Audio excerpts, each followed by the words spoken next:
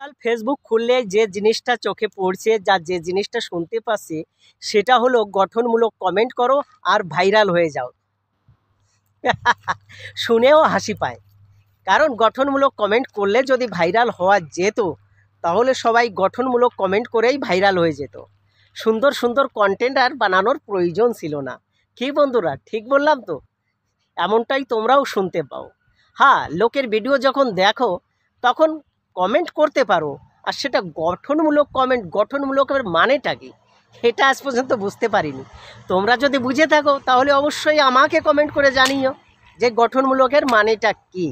আমি তোমাদের একটা কথাই বলবো, যদি তোমরা ভিডিও ভাইরাল করতে চাও, নিজের ভিডিও ভাইরাল করতে চাও, তাহলে লোকের কথায় কান না দিয়ে সুন্দর কন্টেন্ট বানাও।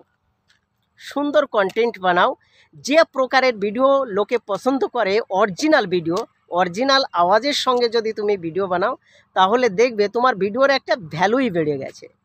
ঠিক আছে না? আর তোমার আওয়াজের সঙ্গে সঙ্গে তোমার ফেস ভ্যালুও বাড়ছে।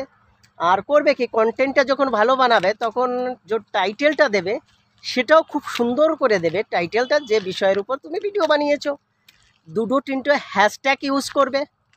ঠিক আছে? আর কাউকে যদি তুমি মেনশন করতে চাও যার সঙ্গে, তাহলে মেনশনও কাউকে করে দিও। ঠিক আছে? আর কি করবে, যে লোকেশানটা আছে না, লোকেশান সিস্টেমটা, ও যেখান থেকে তুমি ভিডিওটা বানাচ্ছ ঠিক সেই যে এরিয়ার লোকেশানটা সেট করবে। আর দেখবে ওরা একটু নিচে গেলে ফ্রেন্ডের সঙ্গে টাচ ভিউ হতে পারো, ট্যাগ করতে পারো কাউকে, কারোর সঙ্গে শেয়ার করতে পারো গ্রুপে, এটাও করতে পারো।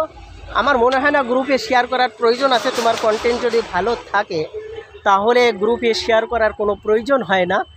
আর একটা জিনিস করবে, অ্যাড টপিকে গিয়ে যে বিষয়টার উপর তুমি ভিডিও বানিয়েছো ঠিক সেই টপিকটা ওখানে সেট করবে আর শেয়ার করে দেবে। দেখবে তোমার ভিডিও অবশ্যই ভাইরাল হয়েছে। আর যদি না হয় তখন তোমরা আমাকে বলবে, দাদা ভাইরাল তো হয়নি,